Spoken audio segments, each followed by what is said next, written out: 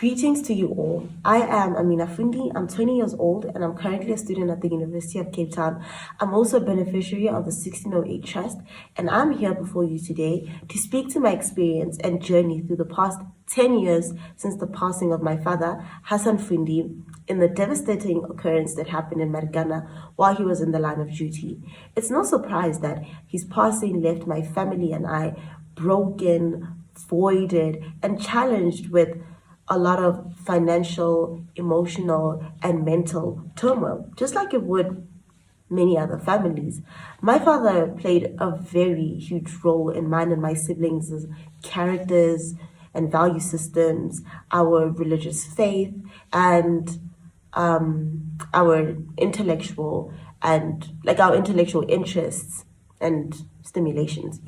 So his passing kind of affected that in all of us in some way. For me personally, it was especially pertaining to my religious faith. I guess a part of me, like now when I look back at it, I think subconsciously it could have just been rooted in some sort of distrust in God, because it felt like, you know, why would you take somebody so dear to my heart away from me? I just couldn't understand it, especially at that time because I was quite young. But I guess that's where I like to tell myself that I saw the silver lining in what felt like a dark cloud hanging over our heads, because I chose to kind of, at some point, as the more I started healing and growing, I chose to see good in the tragedy. So it brought me closer to my mom. Like, I like to explain my relationship with my mom as that we were actually really never that close until, which is quite sad. Well, not that sad, but it's quite sad.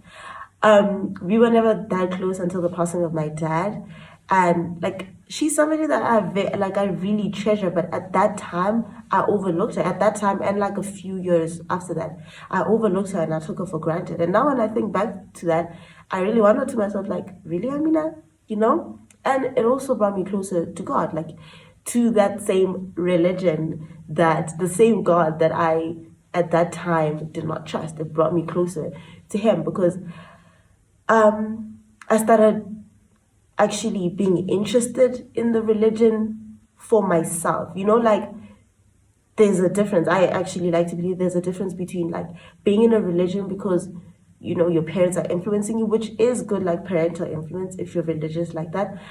It's good to be influenced by your parents into religion, but I think it's even better when the religion that you are practicing is a religion that you chose and you're actively trying to understand it. So I actively try to understand that religion, and I think it's the best thing that could have ever happened. And I'm actually very grateful to my dad for, yes, having gotten us into the religion. Two things that I actually drew, like two statements that I drew from this just whole journey, and that I live by, and that I think I'll continue living by even years from now, is number one, that your mind is a very powerful asset.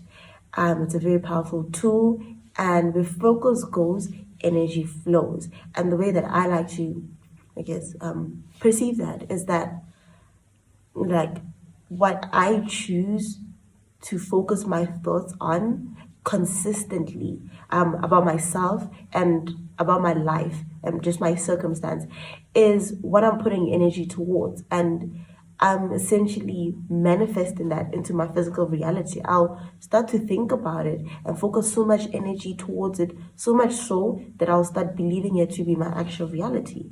And that even goes for the latter, that in that sense, you can kind of choose the direction that you want your life to go in, despite of circumstances. And the second one and the last one is that what you choose is what you allow, and what you allow is what you accept, and it is a reflection of what you think you deserve.